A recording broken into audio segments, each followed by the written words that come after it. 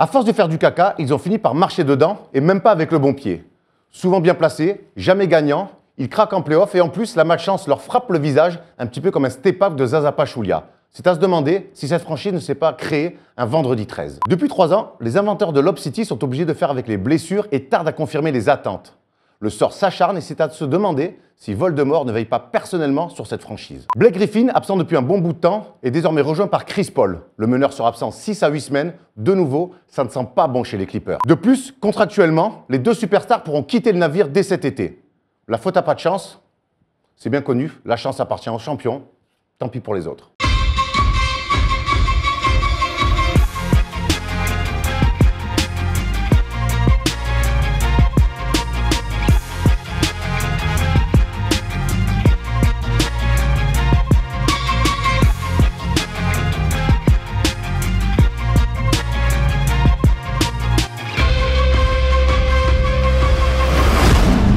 Salut à tous, c'est le retour du First Day Show après une petite coupure due à notre périple londonien. Et n'oubliez pas, demain soir, vendredi, la vidéo de 20 minutes, le vlog de notre voyage en entier.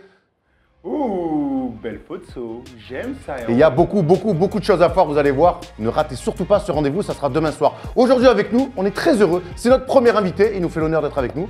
Sébastien Abdelhamid. Bienvenue Seb. Merci, c'est moi qui suis honoré, hein. Merci pour cette invitation. On est très bien reçus, tout se passe à merveille. Je pense que je me sens un peu comme chez moi. Mais tu es chez toi. Voilà, merci, c'est gentil. Et on va présenter donc les habitants de la maison avec Thomas. Je suis quand même sur mon canapé, j'espère que tu vas me présenter.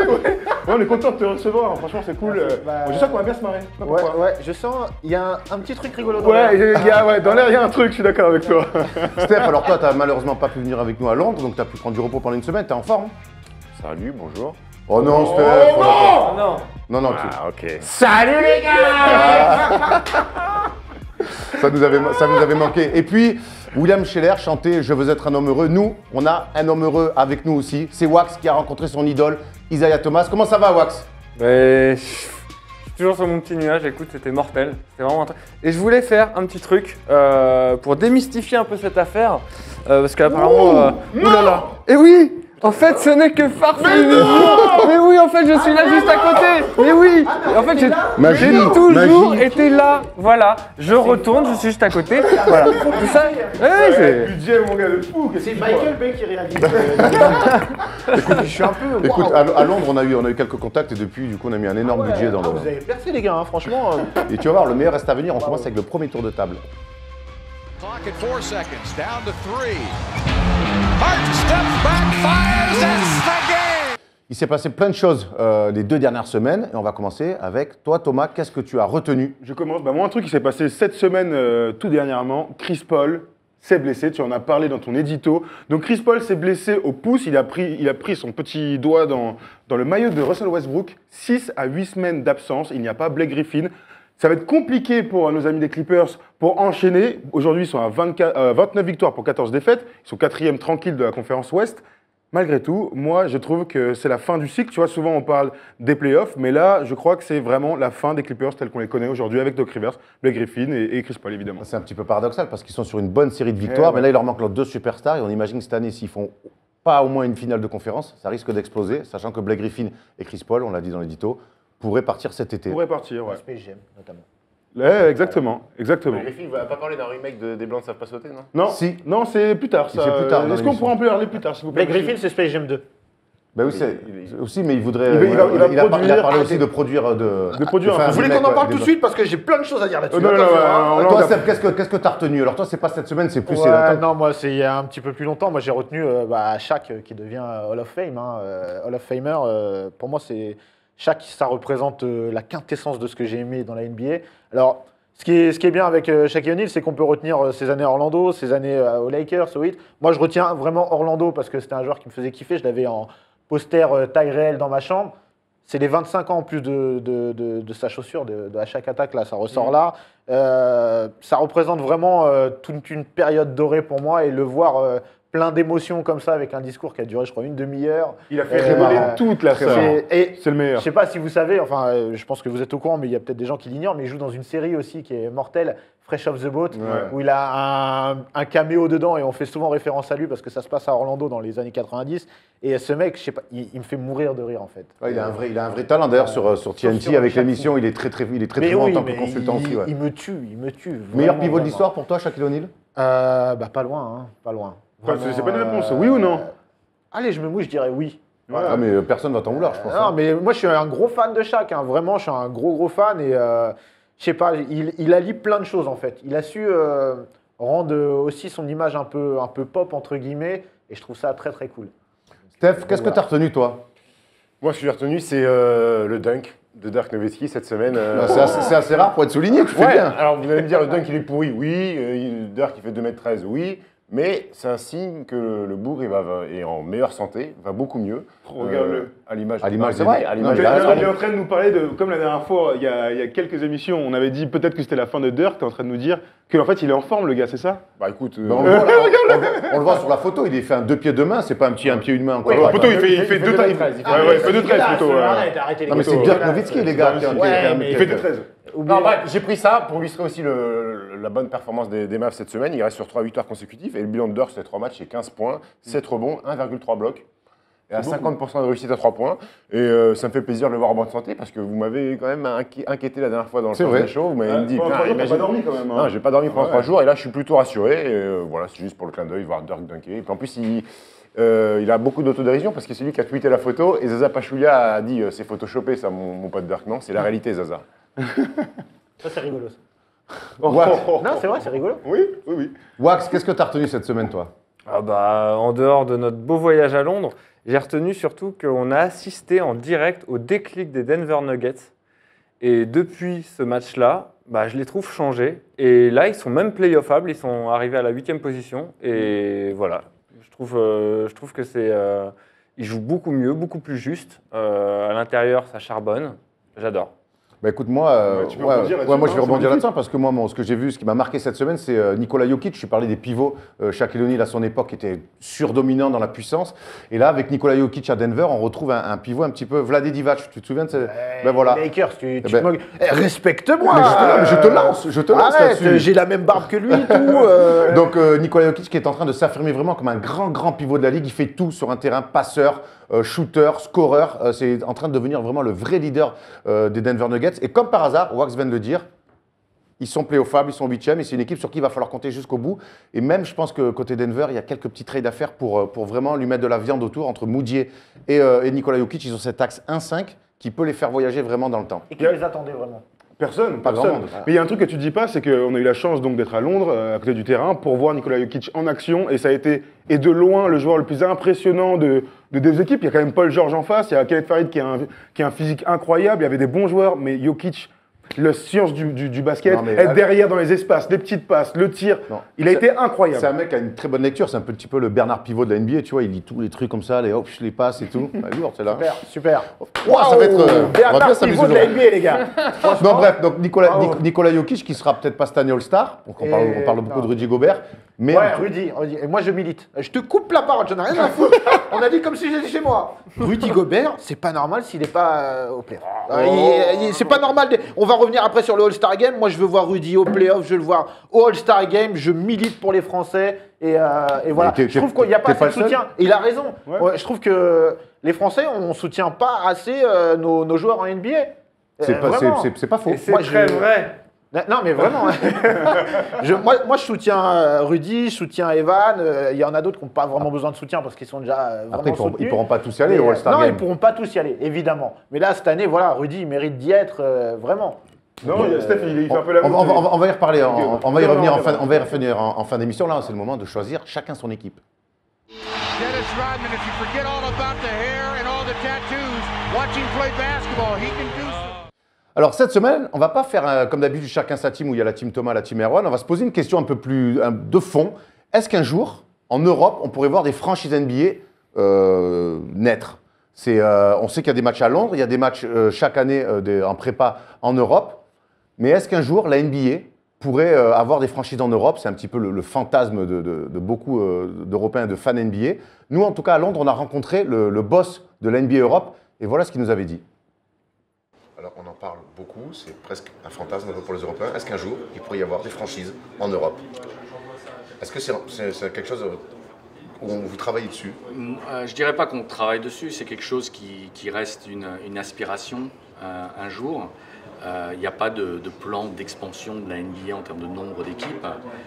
Donc il est délicat de dire qu'on bougerait des équipes actuellement qui ont un succès très très important des États-Unis en Europe.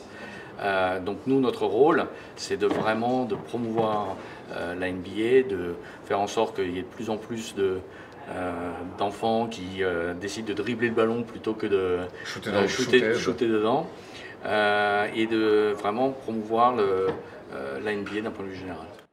Alors messieurs, des franchises NBA en Europe, fantasme ou ça peut être réalisable? On voit ce qu'il nous dit, c'est pas pour l'instant dans les projets de la NBA tout de suite, mais est-ce qu'un jour, à terme, on pourrait voir des franchises en Europe? Thomas?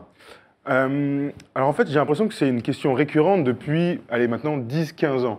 Quand la NBA est passée à 30 franchises, il y a eu pas mal de changements et on s'est tous posé la question, pourquoi, maintenant qu'il y a des matchs en Europe, il y a des matchs dans le monde, pourquoi ne pas avoir des franchises NBA? Le gros problème, c'est d'abord évidemment la distance, même si avec le temps, ça va se réduire considérablement. On sait que bientôt, Paris-New York, ce sera fait en 4 heures peut-être. Donc on pourra se poser la question aujourd'hui. Tu tapes dans l'aviation, toi. Ouais, pilote, la nuit seulement. Non, et voilà, donc la grande question, c'est est-ce qu'on serait capable d'avoir plusieurs franchises en Europe? Parce que d'avoir une seule franchise à Londres, où le basket est le 15e sport, je suis pas sûr que la NBA, ça les intéresse vraiment. Il faudrait qu'il y en ait beaucoup plus pour espérer un jour avoir au moins une franchise en Europe, quoi. Steph, tu connais bien l'Euroleague, toi, qui est en guerre avec la FIBA en ce moment. Est-ce que tu peux déjà nous dire quelles équipes pourraient être susceptibles de pouvoir devenir des franchises NBA? Déjà, il faut réfléchir en termes de structure. Il y a des salles, il y a très peu de salles en Europe qui sont structurées au calibre de la NBA. Alors, il y a des salles avec des grandes capacités, mais pas avec les restaurants autour, pas avec les moyens techniques qu'il y a aujourd'hui. Il y en a une, l'Ulker Sports à Istanbul, l'équipe où joue le Fenerbahçe en Euroleague, qui est une très très belle salle. 12 500 de capacité, c'est un peu petit pour la NBA, mais c'est vraiment une salle norme NBA. Vestiaire, parquet, lumière, eau chaude, tout ce qui se passe autour, eau chaude. Ouais. Et la deuxième, c'est vous y étiez il y a quelques jours, c'était l'O2 Arena à Londres. Après, en Europe, l'O2 Arena qui fait 20 000 de capacité. Après, je ne vois pas d'autres salles. Peut-être la salle de l'Élan Bernet, Paula Cortez. Non, mais après, en termes d'infrastructure, en Europe, on est on a des belles salles, mais pas capable d'accueillir une franchise NBA au niveau de technologie, en NBA, il y a des choses, des centres commerciaux qui sont autour, il n'y a rien de tout ça en Europe, donc ça me paraît compliqué. Seb, au-delà de l'aspect, on l'a dit comme ça, technique et par rapport aux salles, est-ce que la NBA, qui prend de plus en plus d'ampleur en Europe, on voit qu'il y a des matchs, mine de rien, on sait que la NBA est très tournée vers l'Europe et l'Asie aussi, est-ce que toi, ça te plairait en tant que fan de voir des franchises arriver comme ça? Alors oui, en tant que fan, ça me plairait. Maintenant, est-ce que c'est réalisable? Je pense pas. Franchement, Steph, il a souligné un point important, il a souligné le point technique, mais je pense aussi même en termes de public, on n'est pas des Américains. On va pas se mentir, on est beaucoup de fans de basket en Europe, etc., avec des pays beaucoup plus marqués que d'autres. Mais franchement, même la NBA, c'est pas que du basket, c'est un show aussi.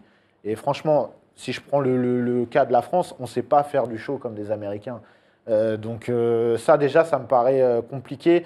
Et même si, en tant que fan, je serais peut-être content, parce que c'est cool de voir un match de NBA à Londres de temps en temps, etc. Je vois ça... ça n'a pas la même pour saveur. moi, ouais, ça n'a pas la même saveur. Pour moi, la NBA, ça reste les États-Unis, quoi qu'on en dise. C'est le rêve des États-Unis, quoi. Voilà. Ouais, le Canada aussi un petit peu, c'est vrai. Bon, je suis un vieux, moi. J'ai vu arriver les Raptors en 96, c'est ça. Donc, avec les Grizzlies à Vancouver, les Grizzlies qui étaient à Vancouver. Ils sont arrivés après. En même temps. Ah, ils sont arrivés en 95. Merci. Justement, Wax, on parle de show. C'est plutôt bien qu'on en parle avec toi qui est un showman. Avant d'être un fan NBA, tu es quand même un rocker invétéré.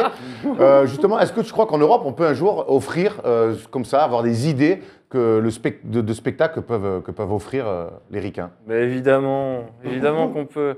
Non, en fait, je pense qu'on peut complètement, mais il ne faut pas oublier les joueurs non plus. Parce que je pense que faire Miami-Portland, déjà, c'est compliqué. en avion, hein, c'est pas la porte à côté. Mais alors faire Miami, Moscou. Mais tu les ferais pas directement, tu fais des road Non, trips un bien petit sûr, peu. mais je pense que faut penser aussi à ça. Le spectacle, c'est intéressant, on adore le spectacle et tout, mais faut quand même que ça soit faisable d'un point de vue. Alors, moi, je pense que c'est un rêve qui pourra être atteignable en 2050. Tu vois, quelque Si chose comme comme ça, Merci Ouais. Nostradamus. parce que moi, J'espère que YouTube Moi, sera moi, toujours moi, là. moi, je veux J'espère votre que avis. YouTube sera toujours Moi, là. je veux votre avis sur un truc, c'est qu'en ce moment, souvenez-vous, on parle beaucoup, notamment il y a 1 an et demi, on avait eu un débat là-dessus. On dit beaucoup, les conférences Ouest, Est, finalement, c'est pas très représentatif. Est-ce qu'on ne devrait pas repenser à une refonte de la NBA? Tu vois, on a vu ces débats-là et finalement, c'est vrai que très peu de gens veulent toucher à la conférence Est-Ouest. Mais finalement, si on retouche à ça, pourquoi pas faire complètement une refonte totale avec des road trips qui iraient un peu en Asie, un peu en Europe aussi. C'est une Mondial League alors. Mais est-ce qu'au final, la la NBA, c'est ce qu'ils veulent faire? ouais. Ils font des trucs en Asie, ils font beaucoup de choses en Asie, ils font beaucoup de choses en Europe. Est-ce qu'au finalement, cette ligue, elle n'est pas. Non. Et on sait que c'est des businessmen avant tout. Non mais elle est worldwide. Évidemment que la NBA est worldwide, c'est une entreprise privée incroyable tout du long. Ils veulent se développer en Afrique, en Asie, en Amérique du Sud, en Europe, évidemment. Maintenant, entre on fait un match et on fait des événements, c'est-à-dire que là, c'est un événement à Londres, c'est cool. Maintenant, d'avoir 82 matchs en Europe, donc ça veut dire 82 matchs. Tu fais 4 franchises, on va dire. Allez, Madrid, Paris, Barcelone, Londres et je sais pas, Moscou. Allez, ou Istanbul, on s'en fout. Moscou, c'est encore pire, ou Berlin. Voilà, on est à côté.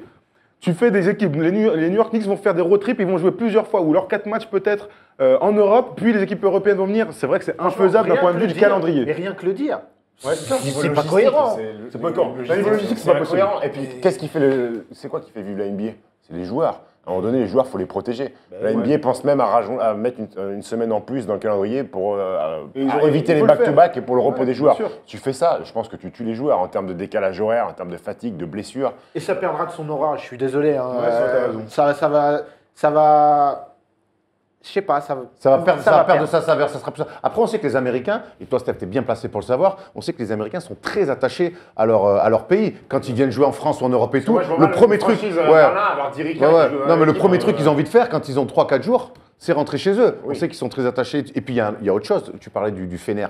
J'ai du mal à voir LeBron James et Steph Curry aller jouer un match de saison régulière au Fenerbahçe et prendre des briquets et des caillasses dans la tête. Parce que c'est ce qui se passe dans certaines salles en Europe, type l'Olympiakos, type le Fener. Les publics sont pas les mêmes. Et les publics ne sont pas les mêmes. Et la NBA, on sait qu'ils sont très stricts là-dessus. Et à mon avis, ne serait-ce que dans le règlement pur de la NBA, ça paraît aussi compliqué. Moi, j'ai une petite question pour vous. Nous, on parle de l'Europe parce qu'on est européen, évidemment, mais est-ce que businessment parlant, pour la NBA, ce ne serait pas plus intéressant de faire une franchise, par exemple, en Asie, en Chine, Bien sûr. donc on voit l'intérêt qu'il leur porte? Il y a une des villes avant même l'Asie, je crois que c'est New Mexico. Hein. Ouais, Là, ils sont en train. l'Amérique Mexico du Sud, City, Mexico City aujourd'hui, attends, ils ont fait 2 matchs cette année. Ils en ont fait un l'année dernière. Il y a eu un problème, on se souvient, le match, il y a eu un problème dans la salle. Mais je crois que la première salle. Voilà, d'abord, ils vont se concentrer sur le continent américain. Donc, ça a été le Canada il y a 20 ans. Maintenant, ce sera le Mexique, pourquoi pas le Brésil, avant de venir en Europe. Et ensuite, la Chine, parce qu'évidemment, nous, on aime le basket. Mais franchement, on s'en fout quoi. Franchement, tu vois, par rapport, on est dans le foot. Déjà, développons nos stades dans le foot. L'OL Park, déjà, c'est qu'il y a un bel effort en France. Ils vont faire ça en Chine parce qu'il y a un public incroyable, que les salles seront tout le temps remplies et que tu peux mettre des prix. Voilà. Là aujourd'hui, ce que vous voyez faire, allez voir 41 matchs de NBA à Paris où le billet est à 150 balles. Mais jamais Je crois de la pas. vie, c'est Moi, ce je que crois pas. dis. Même moi, je suis pas capable. On n'a pas cet amour et on n'a pas l'argent non plus pour beaucoup Regarde, d'entre lui, nous, tu vois. Il a dit on n'a pas l'argent, il a fait si, moi ça va, ça va. Écoute, je suis très content que tu sois blindé. mais non, mais il y a tous ces paramètres font que c'est pas possible. Donc C'est une utopie. finalement, faire un match à Londres comme ils le font depuis maintenant quelques années, c'est quoi? C'est juste un petit peu pour appâter un petit peu, pour faire un petit peu juste. C'est juste du business, voilà, c'est juste du marketing. En Europe un petit peu. C'est du business pour faire kiffer un petit peu. On dit tiens, les petits Européens, hop, on vous met un petit match. Allez, kiffez, regardez chez vous, achetez nos produits dérivés. Donc achetez ça reste du voilà. marketing. Après, on relance le débat, peut-être une franchise en Europe, ça fait parler les gens comme Les Européens. Les Européens. D'ailleurs, on a posé aussi la question, tu as posé la question pour savoir si un jour on aurait un match à De Paris. nouveau à Paris. Oui, un jour. Il y a eu en 92 ou 13 Charlotte Golden State Warriors. C'était en Il y a saison 4 ou régulière, 5 ans, il y avait Minnesota qui était venu jouer contre les Knicks. À l'époque, il y avait l'Open il y McDonald's. avait Rudy Ouais. Gobert, il y avait l'Open McDonald's. Le PSG contre les Bulls, quand Mais même. on sait que ça fait longtemps maintenant qu'il n'y a plus de match NBA à Paris. On a demandé à Benjamin Morel, le boss de Benjamin. NBA France. Et qu'est-ce qu'il nous dit, Benjamin? Ah, Benji, Dernière question, il y a un match à Londres chaque année, il y a des matchs à Berlin en début de saison, à Milan on a vu. Est-ce qu'on va pouvoir retrouver un match NBA à Paris? Le dernier c'était Minnesota-New York il me semble. 2010. 2010, Et j'y voilà. étais. Et donc, évidemment, moi, en tant que responsable français, j'aimerais vraiment pouvoir ramener dans un futur relativement proche un match à Paris. C'est logistiquement compliqué de rajouter des matchs de saison régulière, etc. Donc, j'ai pas d'annonce à vous faire là, comme ça, en scoop. On est déçus. Mais c'est vrai que ce serait une formidable expérience, notamment avec l'accord Hotel Arena. Mais c'est pas encore pour tout de suite. Donc voilà. Bon, c'est un bluff de ouf là. C'est un pas encore bluff pour de tout de ouf. suite. C'est pas encore pour tout de Non, mais suite. là, il nous dit concrètement qu'on peut se brosser, quoi. Franchement, Vous savez, notre chance, comprendra là- qui comprendra. Ouais. ouais. Notre chance, c'est que peut-être on ait les JO 2024 et qu'on construise une méga salle Omnisport dans Paris. Ah bah parce que concrètement, Bon, bonne chance, les gars. Si un match de NBA, on joue où à Paris? Bah, l'hôtel Accor Hotel Arena, c'est mais- Bercy. Mais bon, Ou alors, 16 000. Voilà, 16 000. Donc sinon après t'as le stade de Lille qu'ils ont, mais bon, qui a été, qu'on l'a vu pour l'Euro, mais après moi c'est pareil, c'est pas un vrai stade de basket, il manque toute une tribune d'un côté latéral. c'est pas possible. Puis il fait 3 degrés surtout. Ouais. Non, mais aussi le grand stade à Montpellier. Enfin bref, il y a des. Ouais, tu aujourd'hui, pourrais, mais aujourd'hui, c'est la pas meilleure possible. chance de voir un match NBA en Europe, c'est de prendre l'Eurostar, quoi. Ouais, je crois, ouais. Voilà. Clairement. Bon, vous l'avez compris, ça ne sera pas pour tout de suite les franchises NBA en Europe. Et la semaine prochaine, on se demandera si Alain Weiss peut se relancer en NBA. Je ne suis pas sûr. On passe à la suite. Isaiah in the sky for a slam dunk tip, the play of the night. Wow! Allez, on enchaîne avec la séquence technique de l'émission. Seb, est-ce que tu connais des grands coachs NBA? Ah, j'en connais beaucoup, mais j'en retiendrai qu'un, c'est Coach Brown. Ah ben voilà, on n'a même plus besoin de le présenter maintenant tellement qu'il est connu. Coach Brown, de quoi allez-nous vous parler cette semaine? Bonjour à tous les amis. D'abord, merci d'être venu me chercher en bas de la maison de retraite pour aller à Londres. Je vous ai attendu pendant 4 jours. C'était une fuego, le beurre, on n'avait plus de place. Ah ouais, d'accord, ok, tranquille. Bon, sinon j'avais d'autres trucs sur les pouces, mais je vais pas le faire. Donc, pour calmer le jeu cette semaine, j'ai décidé de m'intéresser aux joueurs qui ont les plus gros sexes en NBA. Ouais, c'est bon. Ouais, c'est un peu border. Ah, c'est bon, c'est une blague, c'est une blague. Non, plus sérieusement, je vais m'intéresser aux plus mauvais choix de draft dans l'histoire de la NBA. Il y en a beaucoup, j'ai essayé de me focus sur certains, plus marquants que les autres. Vous aussi, n'hésitez pas dans les coms de la vidéo de mettre vos choix. On va commencer en remontant un peu dans le temps avec notre ami Kent Bainson. Premier choix de la draft en 1977 par les Milwaukee Bucks. Il jouera 11 saisons pour les stats en carrière de 9 points, 5,7 rebonds et 1,8 passes. Sa carrière n'avait pas commencé de la meilleure manière. Au bout de 2 minutes de son premier match en NBA, il prend une énorme pastèque dans l'œil de Karim Abdul-Jabbar. C'est lui. Ah, c'est lui. C'est le fameux. Qui se Ah, c'est le fractura, fameux. et Karim Abdul-Jabbar se fractura la main par la même occasion. Ah, mais je la vois, il le bump, il lui met un tampon terrible, il s'y attend pas. Ouais. Il se fait oublier Jabbar, il revient de face, il lui met une tartinasse, oui, je m'en souviens. C'est le seul c'est- bagarre de Jabbar d'ailleurs. C'est exactement lui. Ce fut donc le moment le plus excitant de sa carrière. Les Bucks ont laissé... De sa vie même, ouais. Les Bucks ont laissé passer le septuple All-Star Jack Sigma, qui remporta quand même un titre avec les Supersonics en 79, et également Bernard King, la superstar des New York Knicks. Ils avaient du flair déjà. à Ils avaient l'époque, du hein. flair. Hey, Just give me the night, chantait son frère George. Mais enfin bon, là, c'est pas une night qu'on lui a laissé, c'est quand même 11 années à Ken Benson. Ensuite, on passe à Robert Swift, 12e choix de la draft en 2004 par les Sonics. Drafté avant des joueurs comme Josh Smith, Al Jefferson ou Anderson Varejao. Le bon bébert porte vraiment bien son nom, car son expérience NBA fait super Swift. 97 matchs en 5 ans, 3 blessures au genou, pour un bilan de 4 points et 4 rebonds en moyenne. Il était avec Johan Petro en à concurrence cette époque même. en concurrence. Ouais. Ah, mais Il c'est pas tente- bien de parler des Sonics quand même. Ouais. Il tenta une expérience au Japon, mais la ville fut touchée par un tremblement de terre et un tsunami, et le club a donc disparu. C'est vrai ça? Ouais, c'est vrai. Non passé par la case NCA, il est par contre passé par la case police. Il a dû être expulsé de chez lui en fin de carrière par la police, car il ne payait plus les traites de sa maison. Et quand il fut expulsé, il le retrouvait assis par terre, entouré de merde de rats, de poubelles partout, de pistolets et de cadavres. C'était de un bière. rocker en fait, quoi. En fait, il habitait à Dunkerque. non, parce qu'il y a des gens qui ont fini comme ça à Dunkerque, c'est vrai. D'accord. Ouais, Avec la famille autour. Ouais. On passe ensuite à Eddie Curry, draft 2001. Les Bulls ont le 4e choix. Ils hésitent avec Zach Randolph, mais le laissent passer. Ils n'ont pas forcément besoin d'un meneur, donc ils laissent passer Tony Parker. Un poste 3 de haut niveau, Joe Johnson? Non plus.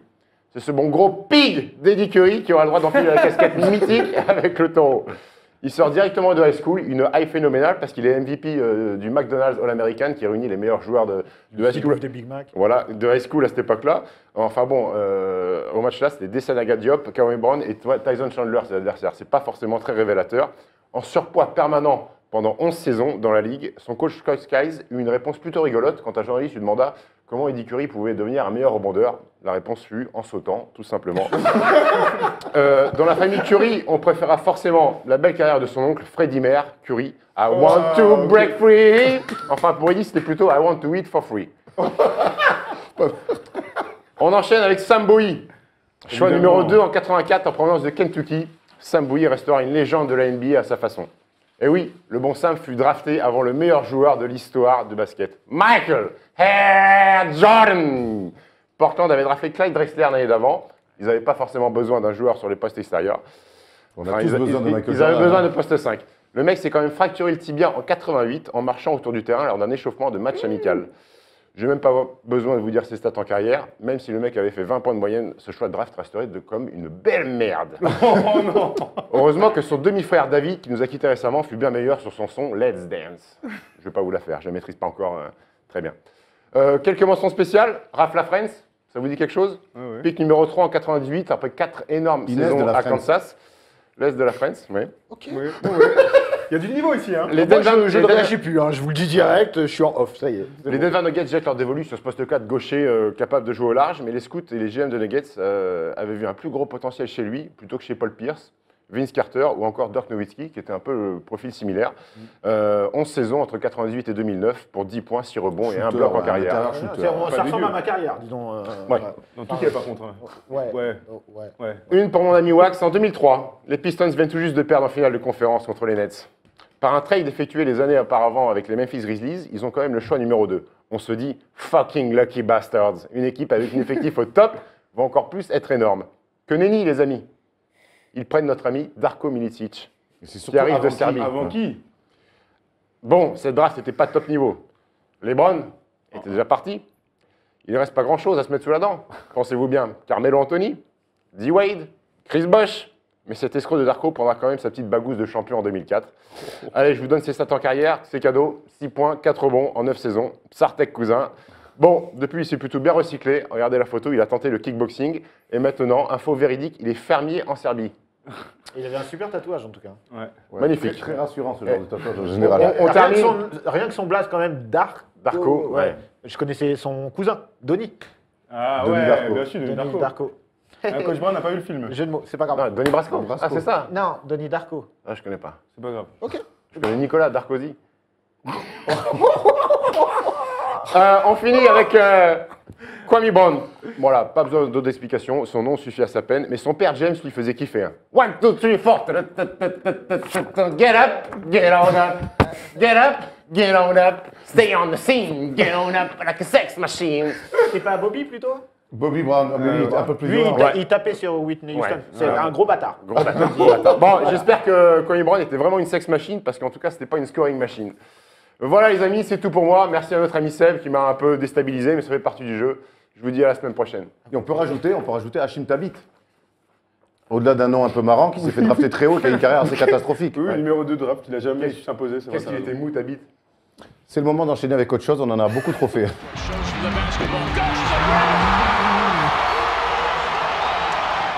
Premier invité, c'est Seb, donc première interview de l'invité, évidemment. On va commencer. Ça me paraît assez logique. Moi aussi, ça me paraît logique. On va commencer tout de suite avec un petit sonneur. On a trouvé un mec dans la rue qui avait envie de te dire quelque chose. Cool. Salut Seb, c'est Evan. Écoute, j'espère que tu vas bien. Je suis à la Nouvelle-Orléans, donc on joue demain contre les Pélicans. Écoute, c'était juste pour te passer le bonjour. J'espère que tout roule. Et en fait, je voulais aussi te demander donc, pour qui tu avais voté pour le All-Star Game. Et attention à ta réponse. Allez, ciao, salut les gars. Alors, Seb? Déjà, super content de voir Evan, c'est mon gars. Je le soutiens à bloc à 3000%. J'ai maillot de Orlando. Voilà, je suis parti le voir à Orlando. Et c'est un Tu as mec dormi avec son chien. super. Non, je kiffe son chien. Son chien très gentil aussi. Non, vraiment, en toute honnêteté, en toute transparence, vraiment, c'est un bon gars et je le soutiens à mort. Pour qui je vais voter? Alors, j'ai créé. Tu pouvais voter parce que c'est fini maintenant. c'est Ouais, que je sais. cette semaine. Alors, j'ai fait comme tous les Américains. J'ai créé plusieurs comptes. Et j'ai cheaté. Voilà. Et j'ai voté pour Evan et pour Rudy. Voilà. Et Evan, c'est un joueur vraiment, maintenant, au-delà de l'affect, c'est un joueur, je trouve, vraiment beau à jouer. Il progresse toujours. J'ai chialé de ne pas le voir avec l'équipe de France. Et je kiffe le voir avec Orlando. Et, voilà. Et franchement, je suis touché, ça me fait plaisir. Bah, tant mieux, c'était le but. C'est vraiment. Vas-y, chiale pas, hein. Non, mais voilà. Qui pleure, les gars, c'est qu'une vidéo. Non, mais je sais, mais vraiment, je le booste à mort parce que Bah, c'est cool. c'est un super joueur, C'est un vrai il mérite. Et comme je l'ai dit tout à l'heure, il faudrait beaucoup plus de soutien pour les Français en NBA. Son parcours, il est quand même mortel. Ah ouais. Ce qu'il fait aujourd'hui, c'est super. Donc voilà, mais j'ai voté pour toi, mon gars. J'ai voté pour toi, évidemment. Ouais, c'est évidemment. cool. Juste après le tournage, tu vas faire une caméra cachée. Alors Ouais. moi, la question, c'est si tu devais faire une caméra cachée pour un joueur NBA, ce serait qui et tu ferais quoi? Actuel ou global? Non, ce que tu veux. Putain, mais je ferais Jordan, évidemment. Voilà. ferais quoi, vas-y? Qu'est-ce que je lui ferais croire que je suis le nouveau designer de chez ces Jordan et je lui présenterai des designs de merde. Des pompes à scratch. Voilà, et je Des voudrais voir- Artemis, mon gars. tu sais, je voudrais voir sa réaction, le mec, tu vois, comme son meme, quand il pleure, tu vois, je voudrais le voir. Voilà, c'est à chaud, hein. Vous m'avez demandé, Non, voilà mais ce que c'est lourd, c'est. c'est très lourd. Autre question, Space Jam à 20 ans maintenant. Ouais, Incroyable. T'as fait une vidéo il n'y a pas longtemps. Exact. Alors vas-y, dis-moi, 20 ans plus tard, Space Jam, c'est quoi pour toi? 20 ans plus tard, moi je le regarde avec mes enfants, gros kiff. Mon fils a 13 ans, ma fille a 6 ans, savoir que les deux ils savent qui est Michael Jordan. Pour moi, c'est un kiff. Ma fille kiffe voir le dessin animé et tout. Elle a été sensibilisée même au basket et à Jordan avec ce film. Je trouve que c'est un succès, même 20 ans après. Il y a des gens qui ne l'aiment pas trop, ce film. Moi, je le kiffe. Pour moi, c'est un classique. Ouais, c'est un classique, je suis d'accord. On est tous d'accord On est d'ailleurs. tous d'accord. C'est un classique. Il a des défauts. hein. Il est sur Netflix en ce moment et ça se regarde un petit soir Mais tranquille, ça se passe regarde crème. easy. C'est rapide. Voilà, c'est un bon moment. du C'est un- tempo, un Bugs Bunny fait divertissement. kiffer. Il y a une BO de malade. Voilà. Dernière petite question. and chill. Je sais pas, gros, il est en prison. Netflix and chill. D'accord, ok. Dernière petite question. T'es fan des Sonics? Ouais. C'est quand même rare, vu que la franchise n'existe plus depuis 50 piges. ESPN a sorti un classement l'année dernière, je sais pas si tu es au courant. Non. Ils ont mis Kevin Love devant Sean Kemp. Alors Erwan, voilà, tu vois, Erwan, à chaque fois qu'on le dit, c'est incroyable. Mec, écoute, Alors écoute. On va balayer tout. Sean Kemp, c'est quoi? C'est Slam Dunk Contest 91? C'est ça où Possible, il est, ouais. il est Ouais, finaliste? ouais, Exact. avec ses jambes Et, comme ça. exactement. Moi, Sean Kemp, après il y avait évidemment les Bulls, il y avait Jordan et tout, mais Sean Kemp, Detlef Schrempf, Gary Payton, cette association, elle Nate était McMillan. folle. Net, Net, mec. Ouais, McMillan. ouais, mais Ah pour ouais. moi, tu vois, C'est le trio. il y a ce trio-là. Sam Perkins. Brikowski. Ouais. Mais vous savez pourquoi? Parce que c'est le trio NBA Jam aussi, tu vois. C'est vrai, Donc voilà. Mais Sean Kemp, pour moi, il était fou. Enfin, il était fou, vraiment. En plus, il a 45 enfants. Mais. Et il est alcoolique. Avec 44 mères différents, Ouais. c'est ça surtout les Mais fois. non, mais ce joueur, il me faisait rêver. Il Ah, me faisait bien, rêver. ouais, Et, c'est un vrai gars. personne n'aimait vraiment tu vois, Seattle, à notre époque, tout le monde s'en battait un peu les reins. Et moi, j'aimais bien, même si leur maillot était vert, dégueulasse et jaune et tout, il y avait un truc. Voilà, ils envoyaient du rêve. Ils ont marqué leur époque. Ouais. Et Ouais, ils ont vraiment. marqué leur époque. Hein. Comme Ils les ont- Hornets à l'époque, c'était des trucs marquants, clairement. Hornets, arrête, ils avaient aussi. Muggsy Bugs et tout ça. Larry Larry Johnson. Johnson, Larry Johnson, bien sûr. The morning. Alonzo Mourning. Grand Matt Johnson, je me rappelle des pubs de Larry Johnson. Grand c'était Mama. dingue. Avec Grand Converse, Mama, ouais, lourd, exactement. ça. Avec la Aerojam, si je dis pas de conneries. La bulle d'air jaune en dessous. là. Exactement, ouais, et avec le truc ici noir, très très beau modèle. Et ouais, non, ouais, je kiffe. Et je kiffais aussi Orlando. Et c'est marrant parce que on parlait d'Evan et je soutiens à mort Orlando aujourd'hui. C'est l'équipe que je suis comme franchise aujourd'hui, c'est Orlando. Et j'ai retrouvé une photo de moi quand j'avais 12 piges avec la casquette des Magic et tout. Ça m'a fait un peu gaulerie. Et D'accord. petite anecdote, tout le monde en a rien à cirer, mais j'ai acheté le maillot de Hardaway à mon fils. Là, Oh, il y a- attends, c'est un il y a classique. même Penny pas- Hardaway. ouais, C'est un oui, beau- Penny c'est un vrai Hardaway. beau classique. Moi, j'ai une dernière question pour finir cette interview. Tu es fan de manga et de Dragon Ball Z, forcément. Yes. Qui ça serait Yamcha en joueur NBA? Yamcha, joueur NBA. bonne question. Il y a Alors, un vrai débat avec Wax à Londres sur Yamcha. faut que ce soit un fragile de ouf, mec. Faut que ce soit un fragile de ouf. Là, comme, ouais, franchement. Stojakovic. Ah, Stojakovic. Ouais. C'est-à-dire un mec qui a gagné 2-3 trucs, mais dans un gros moment qui défonce jamais Qui personne. se fait dessus quand même un peu. Ouais, allez, je dis oui. Ouais, c'est Toi cool. qui es fan d'Orlando, Nick Anderson. Ah, pas mal. Ah, Nick de Brick. On parlait pas mal d'Orlando, les gars. Bon, en tout cas, merci Seb. Merci Seb, c'était super cool. Très bon client, Seb. hein, je suis Très bon content. client. On va pouvoir passer, c'est mieux en français, au deuxième tour de table. Clock at 4 seconds, down to 3. Hart steps back, fires, that's the game! Alors, on a commencé l'émission avec ce qu'on avait vu. Et là, on va finir avec ce qu'on a envie de voir. Et là, on va commencer avec toi, Seb. Moi, j'ai envie de voir le All-Star Game. J'ai envie de voir Westbrook et Kevin Durant. De nouveau dans la même équipe. De nouveau dans la même équipe. Et, Dans le même vestiaire, mon dans le gars. même vestière, Ah ouais. dans l'intimité, dans la chaleur. Voilà, voir si ça va se péter. Dans la douche, tu peux le dire aussi. C'est toi qui le dis. Pas de problème, hein, moi, voilà, donc ouais, non, ça annonce quand même T'as aussi envie, du tu nous le lourd. disais avant l'émission, tu as envie de voir aussi Rudy Gobert. Tu milites Mais bien sûr, énormément. mais bien sûr. Mais moi, je le dis et je l'assume à mort. Je l'assume. Elle est où la caméra? Elle est où? Là-bas, là, Elle est donc, là-bas. Je l'assume à mort. Moi, franchement, je veux le voir dedans. J'aurais voulu voir Evan aussi dedans. Voilà. Evan, t'inquiète, poteau, tu vas y être un moment ou un autre. Inch'Allah, ça va le faire à mort. Donc voilà. Franchement, on n'a pas à rougir. On n'a pas à rougir. On a des joueurs français qui sont vraiment lourds, qui commencent à prendre beaucoup de poids, qui progressent, etc. Et c'est là-dessus aussi que j'insiste, c'est sur la progression. On n'a pas des joueurs qui sont venus faire un braquage une saison ou une demi-saison et qui disparaissent. Voilà, on a des joueurs qui progressent. et Mais c'est après, important. il y a la concurrence aussi qui Il y a rentre, une- qui rentre bien en jeu sûr, sur le bien poste de sûr, Rudy mais Gobert. bien Et sûr. c'est le débat qu'on a eu lundi dans l'émission. Et Steph, je sais que toi, tu as un avis là-dessus. Rudy Gobert, même s'il fait des stats énormes et que son équipe gagne des matchs, ça paraît encore un peu tôt pour être All-Star. Ouais, ça me paraît un peu tôt. C'est l'équipe du Jazz qui n'est pas du Jazz qui est pas un gros marché en NBA. C'est pas la star de son équipe parce qu'il faut dire les choses telles qu'elles sont. La star de son équipe, c'est Gordon Hayward, le poste 3. Ça m'étonnerait qu'il y ait deux Jazz All-Star. Devant lui, il y a quand même un garçon comme Marc Gasol, de Marcus Cousins. Ça me paraît compliqué. Après, moi, Anthony Davis. je serais super heureux qu'il y soit, mais sur la performance uniquement sportive et le fait qu'il joue Au Jazz.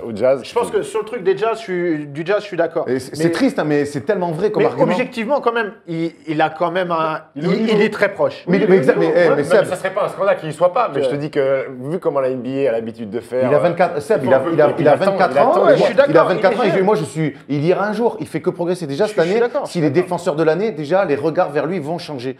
Et c'est aussi ça. Et aux États-Unis, ça marche comme ça. C'est de la hype. Mais je suis d'accord, c'est pour ça aussi que je suis super optimiste, tu vois, sur la carrière bien sûr. de Evan, de Rudy, etc. Je vois comment ils sont, je vois même leur état d'esprit. Et ça aussi, on n'en parle pas assez. Ils sont dans un bon délire. Et je pense que ça... Enfin, voilà, je parle à des gens qui connaissent le haut niveau. Je pense que l'esprit aussi, il joue beaucoup. Comment tu te comportes sur le terrain, en dehors du terrain, ça joue à mort. Quoi, tu as connu les joueurs en NBA français qui se comportaient mal? Ok. Va-t-on vraiment répondre à cette question? Non, Ben, écoute, je vais te dire que non. Et on va demander avec Tom, qu'est-ce que tu as envie de voir la semaine prochaine. Moi j'enchaîne aussi. Les Lakers, j'aimerais que les Lakers arrêtent de perdre. Hein, on va aller aussi simple que ça. Ils sont sur 5 défaites de suite, 116 points encaissés sur la série. Deng est blessé. Walton a benché D'Angelo Russell parce que c'est un petit con et qu'il casse les couilles. Donc s'il vous plaît, messieurs les Lakers, c'était bien en début de saison, on kiffait, c'était super sympa. Là, ils sont sur une série catastrophique. Et moi, j'ai envie de voir les Lakers un peu mieux que ça, tout simplement. Steph, Moi, j'ai envie de voir les Sixers continuer de gagner. Ils ont gagné cette nuit, ils ont battu les Raptors, qui est le deuxième de la conférence Est. Donc, c'est 14 victoires pour 26 défaites. C'est pas un bilan flamboyant. Enfin, la saison dernière, ils ont gagné que 10 matchs. Là, on est à mi-saison. Sur les 9 derniers matchs, c'est 7 victoires. Tout va bien. Jojo Embiid, qui est monstrueux. et la manière, Steph. La manière, ça joue bien en basket. Ils ont deux bons petits meneurs de jeu, Sergio Rodriguez et McConnell, qui font bien jouer, qui distribuent bien le ballon. Ils ont un go-to-guy à l'intérieur qui est Joel Embiid.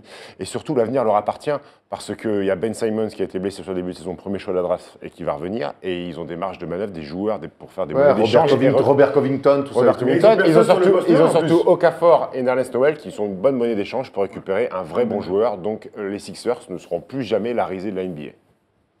C'est bien de le dire. Attends, j'ai envie de Wax. savoir Wax. Je sens un bon truc. là. Rapide, en fait, moi, ce que j'ai hâte de voir, c'est les rumeurs de transfert. Ah, il y en a J'ai hâte que ça revienne commence, là. méchamment. Ça commence, mais Autour de Melo, ça va notamment. revenir fort. Et moi, ce que j'ai envie de voir, c'est le cas Melo.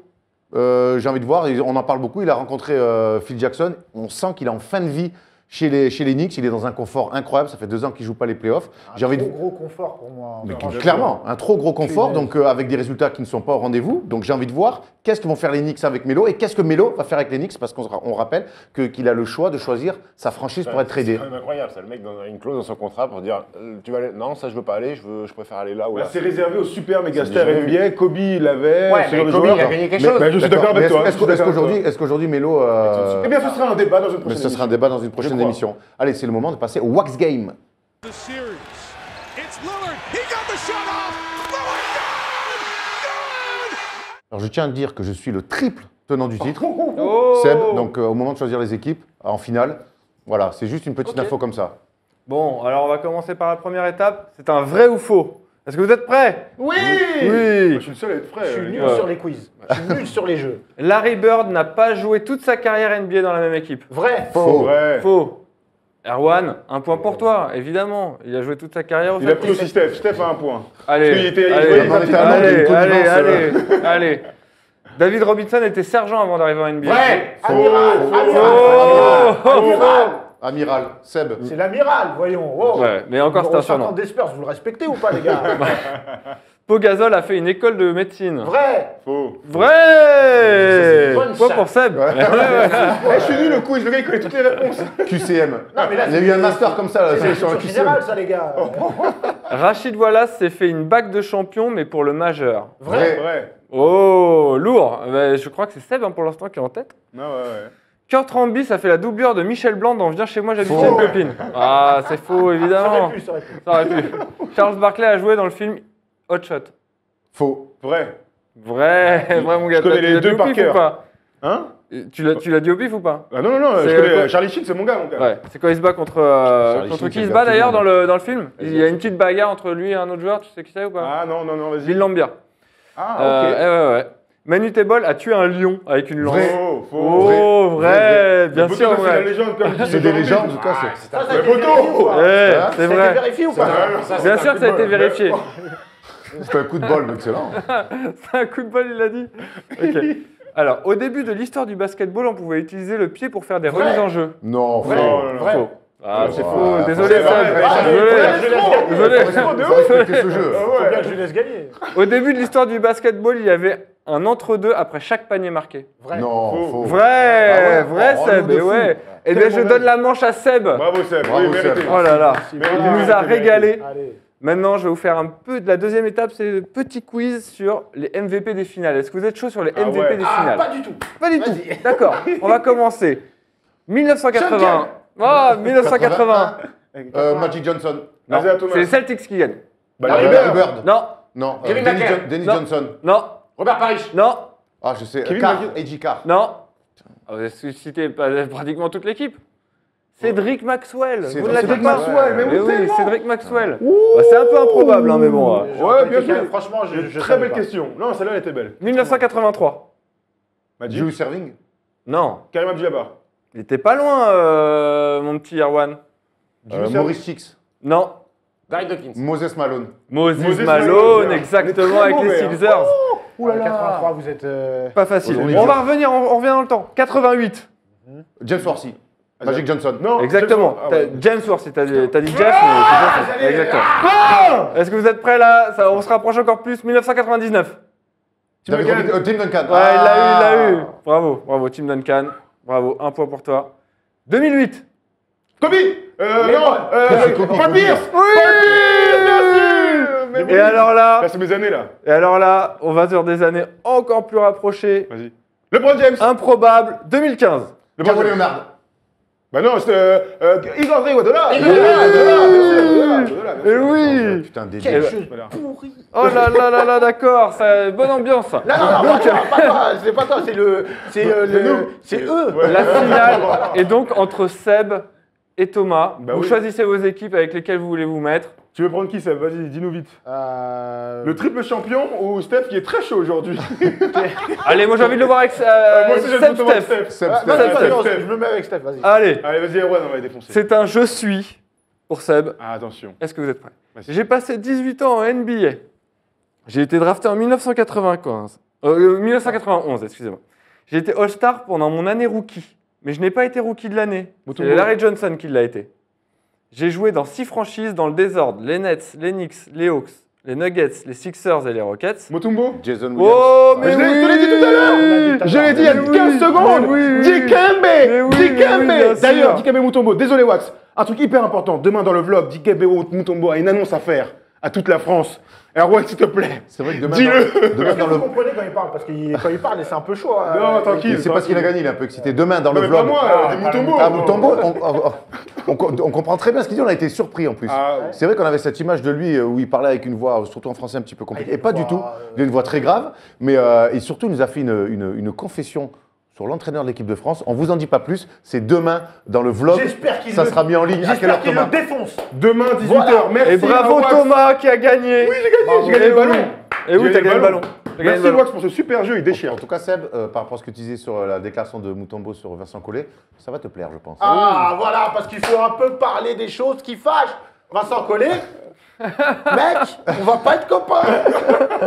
Ok, merci beaucoup, Seb, en tout cas, Merci, c'était de cool, t'être merci, rendu Seb. dispo. C'était très cool d'avoir un premier invité comme ça. On espère que tu reviens quand tu veux. Avec plaisir, bah, j'habite là. oui, c'est ton canal, d'ailleurs. Maintenant, c'est à WAP, mec. Hein, ouais. voilà. Non, merci à vous. Hein, c'était Bon, très, très cool. on n'oublie pas, demain, le vlog qui sera en ligne à quoi 18h 18h. 18h, le vlog, 20 minutes de notre périple à Londres. Et puis le reste s'enchaîne. La semaine prochaine, les matinales. Le First Talk lundi et jeudi prochain, le First des Shows. Merci à tous de nous avoir suivis. On se retrouve très vite sur la chaîne YouTube. Mettez les pouces bleus, les mecs.